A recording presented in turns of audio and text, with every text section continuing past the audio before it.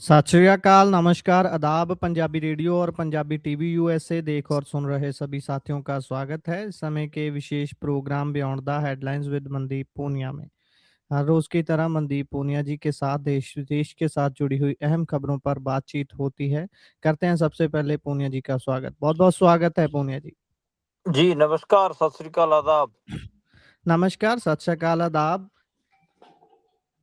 कल जब हमने बातचीत शुरू की थी तो आपने एक सुखद खबर सुनाई थी कि अमेरिका की तरफ से ये कहा जा रहा है कि हमारी जंग खत्म हो गई है ईरान के साथ और अब हम समझौते के बिल्कुल करीब पहुंच गए हैं। लेकिन उसके उलट आज हम खबर डिस्कस कर रहे हैं कि ईरान बोल रहा है अमेरिका से कल शांति समझौता नहीं होगा। ये अभी दिक्कत क्या बन गई? अभी रुक क्यों गया ये सारा मामला?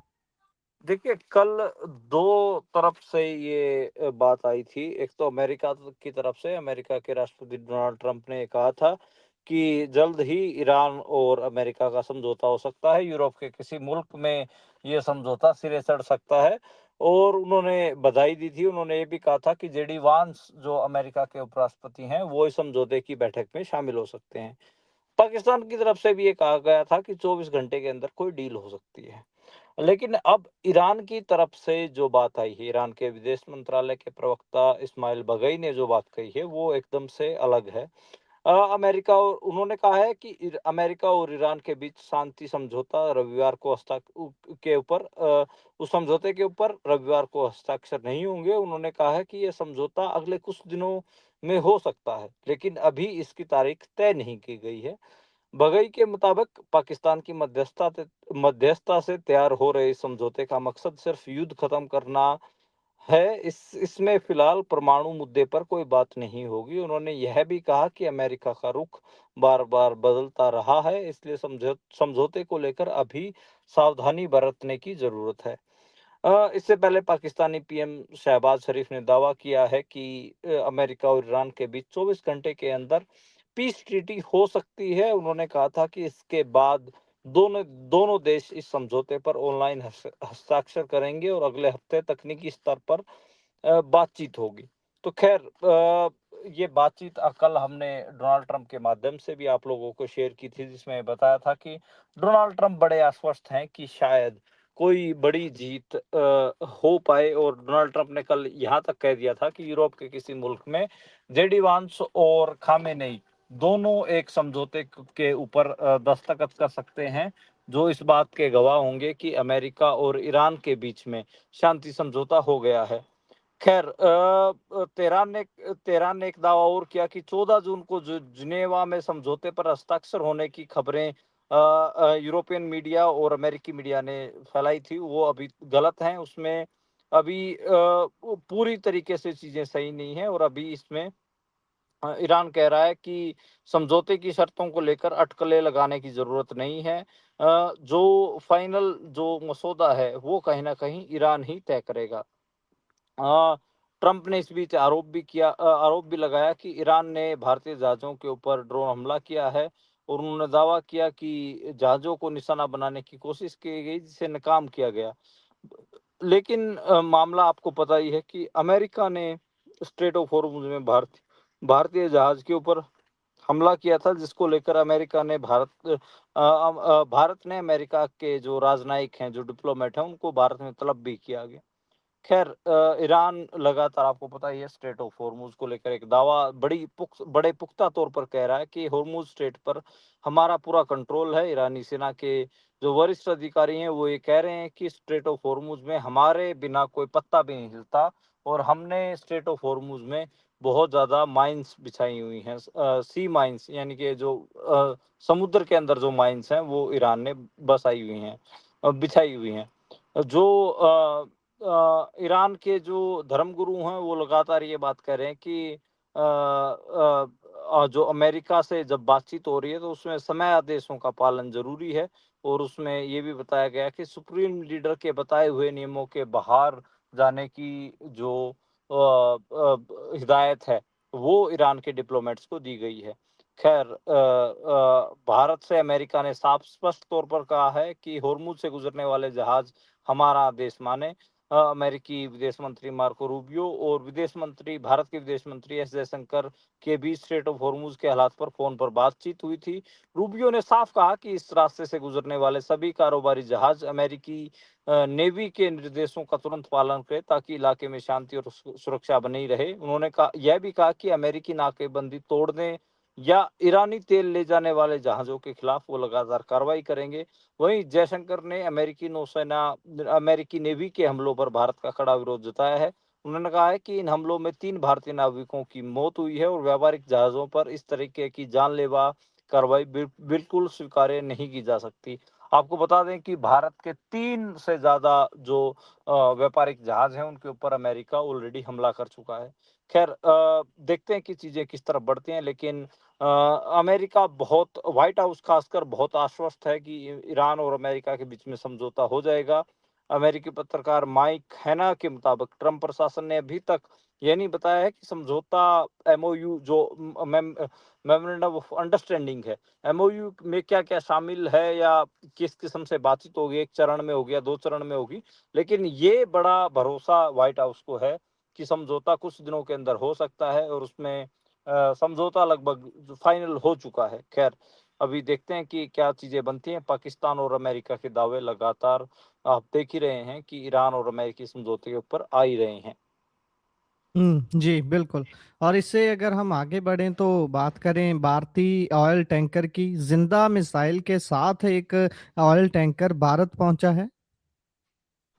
देखिए, अमेरिकी नेवी ने संयुक्त अरब अमीरात के फुजेराह से कोचीन आए एक ऑयल टैंकर से जिंदा मिसाइल को सुरक्षित निकालकर बड़ा समुद्री हादसा टाल दिया है। डिफेंस मिनिस्ट्री ने कहा है कि 26 मई को ओमान तट के पास एमटी ओलंपिक ऑयल टैंकर के ऊपर हमला हुआ था। इस शिप पर मार्शल आइलैंड का झंडा था। हमले के बाद मिसाइल का वार हेड फटा नहीं। वॉरहेड होता है जो मिसाइल का जो शुरुआती हिस्सा जो मतलब बेसिकली जाके अगर फटता है, वो फटा नहीं बल्कि टैंकर के बाहरी हिस्से को भेदते हुए फ्यूल टैंक में जाकर फंस गया। टैंकर जी। अरब सागर में करीब 2000 किलोमीटर का सफर तय करके कोची सी पोर्ट के ऊपर पहुंचा है। 11 जून को इंडियन नेवी ने हाई रिस्क ऑपरेशन चलाकर मिसाइल वॉरहेड को बाहर निकाला है। और 2000 किलोमीटर का सफर भी बहुत लंबा होता है। खैर ये बताया गया कि इस किस्म का जो अपन बात करें कि हादसा हो सकता था, वो टाला गया है। 26 मई को इंटरनेशनल न्यूज़ एजेंसी रॉयटर ने बताया था कि ओमान की राजधानी मस्कट से करीब 1.5 किलोमीटर दूर टैंकर के बाएं हिस्से में पानी के पास धमाका हुआ था। हालांकि टैंकर का कामकाज देखने वाली कंपनी स्प्रिंगफील्ड शिपिंग ने कहा था कि किसी अज्ञात चीज ने टैंकर को टक्कर मारी है। बाद में टैंकर ने अधिकारियों को बताया कि उसके अंदर एक जिंदा मिसाइल वॉरहेड फंस गया है। धमाके के कारण टैंकर से कुछ तेल भी समुद्र में बह गया था, लेकिन टैंकर ने अपना सफर जारी रखा। इस बीच इंडियन नेवी को भी टैंकर में मिसाइल फंसे होने की जानकारी मिल गई थी।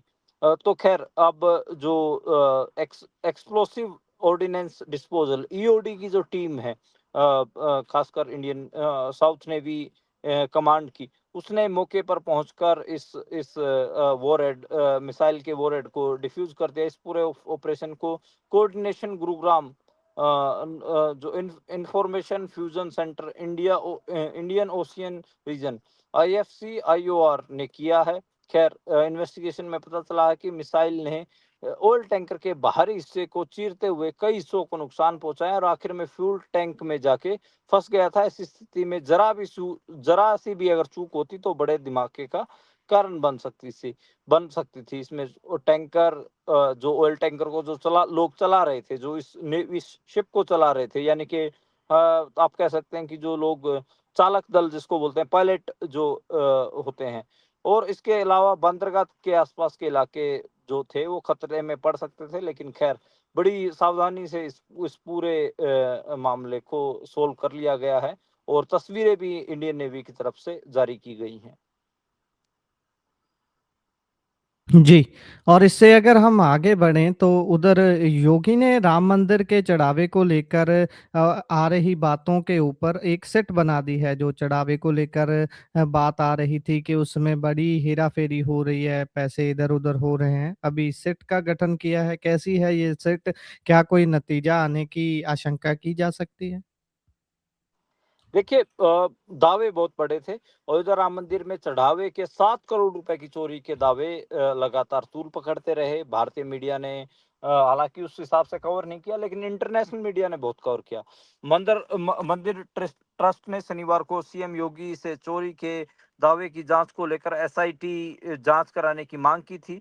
कुछ ही घंटों बाद जो यूपी गवर्नमेंट है उसने 3 सदस्यीय एसआईटी जांच की बात की और 7 दिनों के अंदर जो प्रिलिमिनरी रिपोर्ट है और 15 दिनों के अंदर इंटरिम रिपोर्ट देने की बात कही गई। और इसमें ये भी बात आई कि एसआईटी ऐसी रिपोर्ट दे जिसमें आगे की गड़बड़ी की संभावनाएं न हों। मंदिर के कर्मचारी लवकुश मिश्रा के घर पे 10 लाख रुपए बरामद हुए हैं। उसने जो ये 10 लाख रुपए थे वो गोबर के अंदर छुपाए हुए थे। इसके अलावा कुछ पैसे बक्से में भी रखे हुए थे। हालांकि ये रुपए किसके हैं ये भी पता नहीं चल पाया है, लेकिन लवकुश के पिता ने भी रुपए मिलने की पुष्टि की है। जो इन्वेस्टिगेशन चल रही है उससे जो खबरें लीक हो रही हैं, ये बात आ रही है कि लवकुश का काम मंदिर में चढ़ावे की रकम रकम गिनने का था। और जो लवकुश की जो नौकरी है वो भी उसको लेकर भी बड़ी बड़े सवाल हैं। लवकुश ने जो नौकरी थी वो सिफारिश से हासिल की थी और बीजेपी के वो कार्यकर्ता के बेटे हैं। खैर, एसआईटी के जो लखनऊ रेंज के कमिश्नर हैं विकास विश्वास पंत और किरण एस और नील रतन, उनको एसआईटी में एसआईटी की जांच सौंपी गई है। तो देखते हैं कि किस किस्म की बात होती है। और 4-5 महीने से ही लवकुश नौकरी कर रहा था। 10 लाख रुपए उनके हाथ से हुए हैं। अब देखिए मामला ये है कि मामला है 7 करोड़ रुपए का। लेकिन ये माना जा रहा है कि जो छोटे-मोटे कैशियर हैं या कैश गिनने वाले लोग हैं, उनको 8-10 लाख रुपए में उलझा के मामले को रफा-दफा कर दिया जाएगा। आरोप सीधे-सीधे राम मंदिर ट्रस्ट के जो सचिव हैं, सेक्रेटरी हैं नृपेंद्र मिश्र, उनके खिलाफ मामला है और जो चंपत राय हैं, मामला उनके खिलाफ है। लेकिन मुझे लगता है कि और दोनों नरेंद्र मोदी के काफ़ी करीबी व्यक्ति माने जाते हैं। लेकिन मुझे लगता है कि जैसे कैश गिनने वाले लोग हो गए या चपरासी किस्म के लोग हो गए, उनके ऊपर मामला निपटा दिया जाएगा और जो मुख्य व्यक्ति हैं, उनको वो बच जाएँगे। ख़ैर, समाजवादी पार्टी लगातार कह रही है कि नैतिकता के आधार पे जो राम मंदिर ट्रस्ट के जो सचिव वगैरह हैं या फिर मुख्य लोग हैं, उनको इस्तीफ़ा दे देना चाहिए। देखना होगा कि आगे इस मामले में क्या कार्रवाई होगी। लेकिन 7 करोड़ रुपए की फेरी का मामला, जो वहाँ के ऑडिटर वगैरह थे, लेखा अधिकारी जो थे, जो कैश जी। गिनने वाले लोग थे या फिर जो इस पूरे प्रोसेस में शामिल थे, वो लोग भी लगा चुके हैं। और इसमें आप देखिए कि गोबर के अंदर 10 लाख रुपए मिलने का मतलब क्या है। तो बहुत सारी शक की सुइयाँ हैं। हिंदू धर्म में जिस हिसाब से बताया जा रहा था कि राम का मंदिर बन रहा है और जिस हिसाब से बीजेपी ने इसका पूरा प्रचार किया, उसमें बड़ी पोल कहीं न कहीं बीजेपी की खुलती हुई नज़र आ रही हैं। और जो 2 व्यक्ति निशाने के घेरे में हैं, वो कहीं न कहीं दोनों ही नरेंद्र मोदी के काफ़ी क्लोज़ हैं। देखते हैं कि उनकी इस्तीफ़ा होता है या नहीं होता। नृपेंद्र मिश्र और चंपत राय, दोनों मामला दोनों ही व्यक्ति नरेंद्र मोदी के काफ़ी क्लोज हैं। राम मंदिर आंदोलन में 1990 में जो बड़ा फेस होते थे, जिन्होंने बजरंग दल की स्थापना भी की, विनय कटियार, जो कि हालाँकि नरेंद्र मोदी के अपोज़िट सेक्शन के व्यक्ति माने जाते हैं, वो भी कह रहे हैं कि ये कोई हल्का-फुल्का मामला नहीं है, बल्कि ये एक बहुत नैतिक मामला है। और अगर जी। राम मंदिर में भी चोरी हो सकती है, तो कहीं भी हो सकती है। हालाँकि मैं फिर कह रहा हूँ, अपनी खबर सुनाते हुए फिर कह रहा हूँ कि विनय कटियार बीजेपी में उस सेक्शन को रिप्रेजेंट करते हैं जो नरेंद्र मोदी के उलट है। हालाँकि अयोध्या आंदोलन के, बजरंग दल को स्थापित करने के, राम मंदिर आंदोलन के वो बड़े चेहरे हैं। 1990 के दौर को याद करेंगे या फिर 2010 तक के दौर को याद करेंगे तो आपको पता लगेगा कि विनय कटियार कहीं न कहीं नरेंद्र मोदी से बड़ा चेहरा थे। खैर, नरेंद्र मोदी की उनसे दुश्मनी हुई और उन्होंने नरेंद्र मोदी लगातार विनय कटियार को भी आइसोलेट करने में लगे रहते हैं। खैर, ये बीजेपी के आपसी मामला, इंटरनल मामला, इससे हमें कोई लेना-देना नहीं। लेकिन आरोप बहुत बड़े हैं कि 7 करोड़ रुपए की चोरी राम मंदिर में हुई है। बहुत बड़े आरोप हैं। देखते हैं कि सरकार किस किस्म से इस पे ऊपर कार्रवाई करती है। जी, बिल्कुल। और इससे अगर आगे बढ़ें, एक और दुखद खबर आज सामने आई। एयरफ़ोर्स का एक ट्रांसपोर्ट विमान क्रैश हो गया जिसमें 5 लोगों की मौत की खबर सामने आई है। और 5 जवानों के मारे जाने की ये खबर और भी दुखद हो जाती है क्योंकि इनमें से 3 की शादी की बात चल रही थी, ये खबर सामने आई है। देखिए बड़ी दुःख की खबर तो ये है कि हम पिछले 1 साल के अंदर शायद 8वीं-9वीं बार ये क बात कर रहे होंगे कि एयर फ़ोर्स के जो पायलट हैं, फाइटर पायलट हैं या फिर जो नौजवान हैं, उनकी डेथ की खबरों के ऊपर हम बात कर रहे हैं। और इससे पहले भी हम कई किस्म की इस किस्म की बातचीत कर चुके हैं, जिसमें तेजस हो या फिर और भी कई फाइटर जेट हों, वो क्रैश होते रहे हैं। ये खबर भी दिल दहला देने वाली है, जिसमें हमें पता चला कि राजस्थान के अंदर ये मामला हुआ है और उसमें असम में जोरहाट के रोरिया इंडियन एयरबेस के ऊपर तकरीबन 10 बजे के आसपास आज सुबह एयरफोर्स के विमान क्रैश हुए हैं। हादसे में राजस्थान के डिडवाना कुचामन के एक अग्निवीर वायु जो एयरफोर्स में लगे हुए थे, खेमाराम कुमार 22 साल के थे, उनकी डेथ हुई है। उसके बाकी और 5 लोग 4 लोगों की भी डेथ हुई। टोटल 5 लोगों की डेथ हुई है।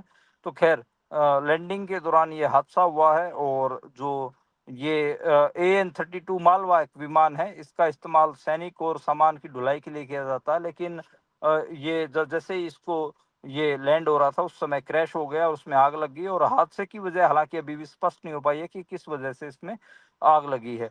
देखिए क्रैश में 2 अफ़सर हैं, 1 सार्जेंट है, 2 अग्निवीर हैं। 5 लोगों की डेथ हुई है।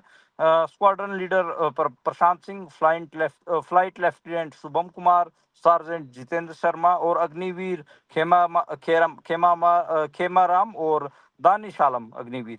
2 सिपाही लेवल के रैंक के आदमी हैं, 1 जूनियर ऑफिसर जिसको सार्जेंट कहा जाता है और 2 ऑफिसर हैं। स्क्वाड्रन लीडर हो प्रशांत कुमार या फिर फ्लाइट लेफ्टिनेंट शुभम कुमार। 5 लोगों की डेथ हुई है और अभी तक मतलब जैसे मैंने बताया कि अभी तक ये समझ में नहीं आ रहा है कि ये जो हादसा ये किस वजह से हुआ है। असम के जोरहाट में ये हादसा हुआ है और काफ़ी इससे कहीं न कहीं इंडियन नेवी है उसमें निराशा की खबर है। जी, बिल्कुल। और इससे अगर हम आगे बढ़ें तो बात पेपर लीक की करते हैं। राहुल गांधी अपना पेपर लीक के खिलाफ आंदोलन शुरू करने जा रहे हैं। कब से और कैसे शुरुआत करेंगे? क्या ये पूरे देश में होगा या फिर सिर्फ चुनिंदा जगहों पर किया जाएगा? देखिए, पेपर लीक और जो नौकरी के लिए भर्ती में गड़बड़ियों को लेकर आप